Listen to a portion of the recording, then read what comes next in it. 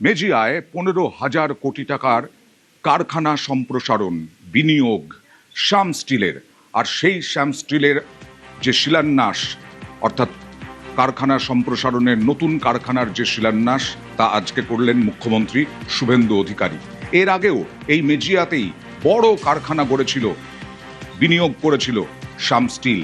কিন্তু আজকে মুখ্যমন্ত্রী বললেন যে যদি পালা বদল না হতো তাহলে এই সম্প্রসারণ হতো না, শ্যাম স্টিল করতো না, ওড়িশায় চলে যেত। কারণ তারা এই প্রকল্প বন্ধ রাখার কথা ভেবেছিল পশ্চিমবঙ্গে তোলাবাজি, কাটমানি, বিভিন্ন হুমকি হুঁশিয়ারি এই সবের জন্য। আর আজকে শুভেন্দু অধিকারী মুখ্যমন্ত্রী তিনি বললেন আগে পশ্চিমবঙ্গে গুন্ডা ট্যাক্স ছিল, ডান্ডা ট্যাক্স ছিল। তাঁর দাবি পালা বদলের পর বাঙালি বেঁচে গেছে আর শিল্পপতিরাও ফিরছেন। অনেকবার রেলের কাছে রেল জমি চেয়েছে বিভিন্ন জায়গায় ওভারপুল করার জন্য, কিন্তু রাজ্য সরকারের এগুলো দোষারোপ করার সময় না। আমি এখানে একটা পশ্চিমবঙ্গে আজকে বিনিয়োগের জন্য এসেছি। 15,000 কোটি টাকা এখানে বিনিয়োগ হচ্ছে, প্রচুর মানুষের কাজ হবে। আর বাঁকুড়া, পুরুলিয়া, পশ্চিম বর্ধমান, বীরভূম এইসব জায়গায় শিল্প না আনতে পারলে এখানকার পরিকাঠামোগত উন্নয়নও হবে না, অ্যানসিলিয়ারি অনুসারী শিল্পের প্রসারও ঘটবে না, এবং এখানকার প্রত্যেকটা গ্রাম থেকে হাজার হাজার ছেলে বাইরের রাজ্যে চলে গেছে কাজ করতে, তারাও ফিরে আসবে না। এর সাথে গভর্নমেন্টের রেভিনিউ, ইলেকট্রিক থেকে শুরু করে, জল থেকে শুরু করে, জিএসটি থেকে শুরু করে গভর্নমেন্টের রেভিনিউ বাড়বে। পশ্চিমবঙ্গের যে অর্থনৈতিক অবস্থা আছে সেই কারণে এটা একটি বড় উদ্যোগ, শুভ উদ্যোগ, বাংলার পক্ষে ভালো উদ্যোগ।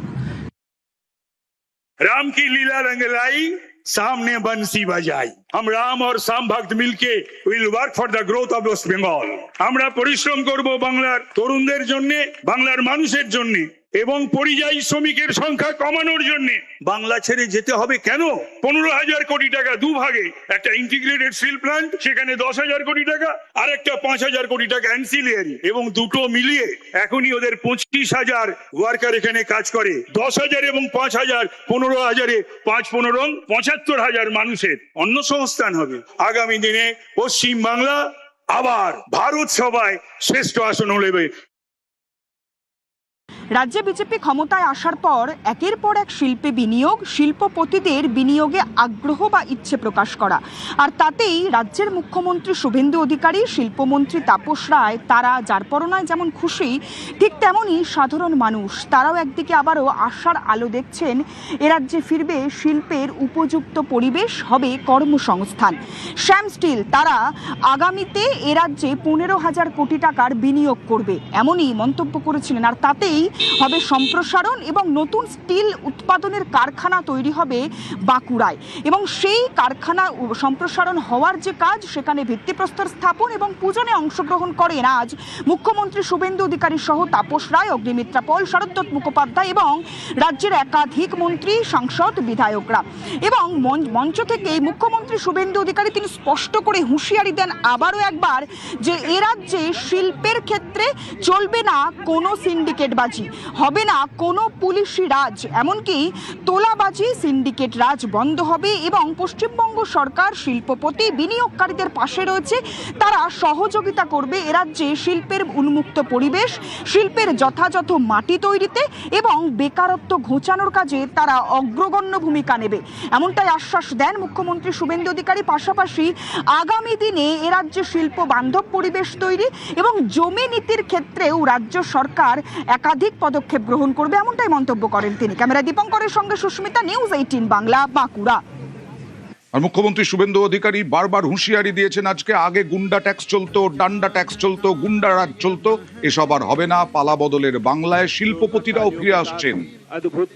ভারতীয় সংস্কৃতি কা এবারে যদি এই সরকারটা না আসতো এরা সব উড়িষ্যা চলে যাবে ঠিক করেছিল। সিন্ডিকেট রাজ, তোলাবাজি, রাস্তায় গাড়ি নিয়ে বেরোলে হাত পাততো, গুন্ডা ট্যাক্স, একবার এমভিআই টাকা নেয় তো আরেকবার পুলিশ টাকা নেয়, আরেকবার পুলিশ টাকা নেয় তো আরেকবার ডান্ডা ট্যাক্স টাকা নেয়।